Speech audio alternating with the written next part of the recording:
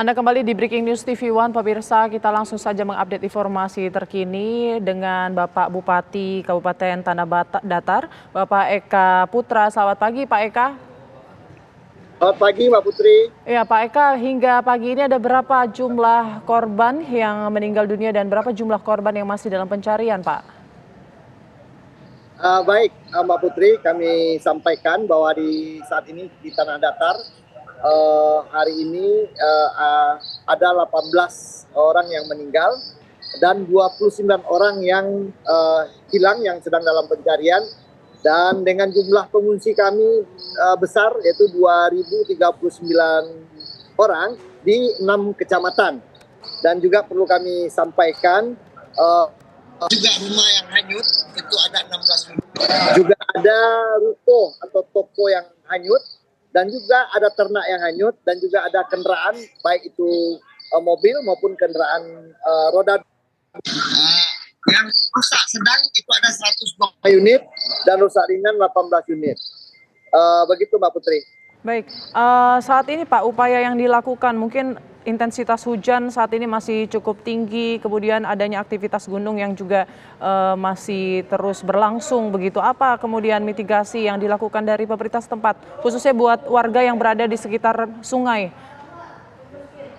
Betul, kami tentu yang pertama masih melakukan pencarian, yang mana kami dibantu oleh Basarnas. Saat ini Basarnas turun 3 tim, itu kita mau pencariannya pakai drone thermal zenith, ya, dan juga kita dibantu oleh relawan dan juga tentunya TNI Polri. Di sini ada Brimob dan ada juga marinir yang sudah datang ke sini, dan SAR-SAR dari provinsi tetangga juga datang ke sini, dari Jambi, juga dari Riau.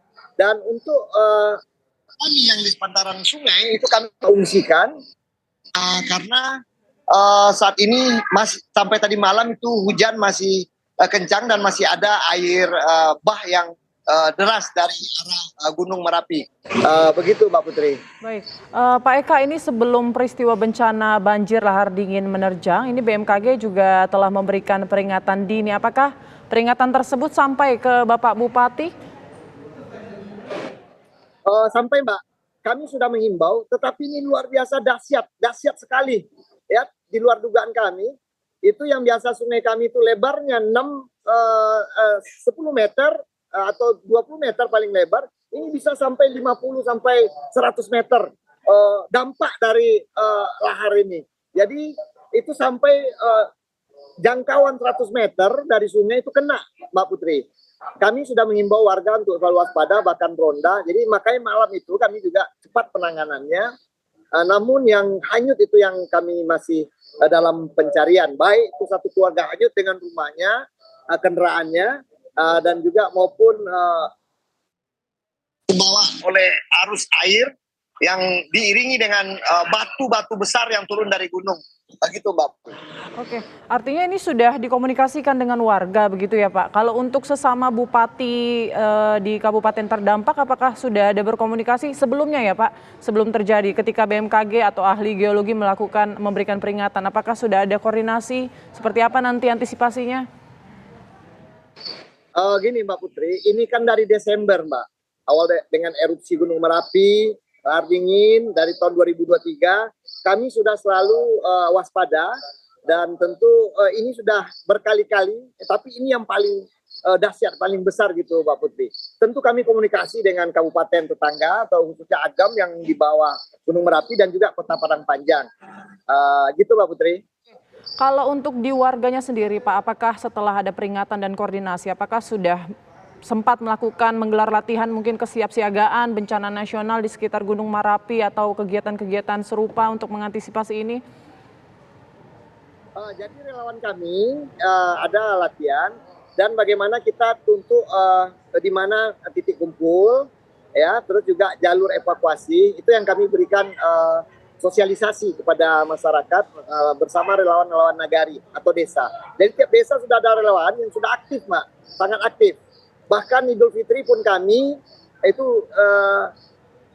aktif sekali karena dilanda bencana juga di saat Idul Fitri kemarin. air dari Gunung Merapi juga. Oke, Tapi tidak sebesar ini. Oke, artinya latihan kesiagaan sudah dilakukan ya Pak. Lalu kemudian ada juga usulan dari ahli geologi Pak, mengatakan mungkin perlu ada pembangunan infrastruktur seperti bendungan untuk menahan lahar dari Gunung Merapi. Apakah itu juga menjadi rencana yang saat ini tengah disiapkan? Seperti apa Pak rencananya saat ini? Betul Mbak Putri, jadi setelah kita live ini, saya sekarang ada di posko. Ya, setelah ini saya akan menuju ke Kota Padang. Ya, kita akan presentasikan paparan kepada Kepala BNPB yang datang dari Jakarta. Menunggu kami di sana, baik saya Bupati Tanah Datar, Agam dan Wali Kota Parangpanjang. Kami diminta untuk hadir, ya khusus Tanah Datar kami akan memaparkan langkah apa yang kami akan lakukan, seperti cek dam yang sudah rusak, irigasi yang sudah rusak, terus bagaimana, bahkan kami menawarkan untuk bagaimana membuat jalur khusus, sungai khusus untuk lahar Gunung Merapi ini. Tentunya kami dari Tanah Datar tanpa dukungan provinsi dan pusat tentu sulit, Mbak. Karena keterbatasan anggaran yang ada di kabupaten kami. Kami ini punya semangat, Mbak. Semangat sangat luar biasa. Siang malam kami mencari korban dan ini main panjang, Mbak. Ini sudah sejak Desember kami bencana baik dari erupsi Merapi maupun air bah yang turun dari gunung. Itu, Mbak. Tentu kami akan mencoba mengusulkan kepada BNPB, Kementerian PU, dan juga kementerian terkait. Bahkan kalau langsung ke Bapak Presiden mau supaya ini bisa kami dibantu begitu, Mbak Putri. Oke, kalau untuk di masa tanggap darurat selama 14 hari ini mungkin apa rencana yang akan dilakukan atau targetnya seperti apa Pak untuk menangani permasalahan ini? Ya, tentunya kami dengan segala upaya awalnya masih fokus kepada titik pencarian warga kami yang 29 orang masih dinyatakan hilang, itu yang pertama. Yang kedua, kita langsung menurunkan alat-alat berat untuk bagaimana membuka akses, Mbak. Karena ke akses daerah, nagari atau desa, itu dipenuhi lumpur. Lumpur sampai 1 meter. Itu sudah kami lakukan dari kemarin, sekarang sudah mulai akses itu terbuka. Itu yang kami lakukan untuk awal. Dan yang terpenting bagaimana masyarakat kami ini bisa makan 3 kali sehari, itu yang kami membuat dapur umum. Itu yang terpenting saat ini, Mbak. Baik, kita harapkan ya Pak, semoga bantuan bisa masuk, kemudian juga kondisi masyarakat dan cuaca juga bisa mendukung ya proses evakuasi, baik itu korban hilang maupun juga evakuasi dari sisa-sisa banjir bandang lahar dingin. Nanti juga terima kasih banyak Pak Bupati Tanah Datar Eka Putra. Selamat pagi, sehat selalu ya Pak. Iya, kami akan selalu doakan Pak untuk kesehatan dan keselamatan warga di sana Pak. Terima kasih.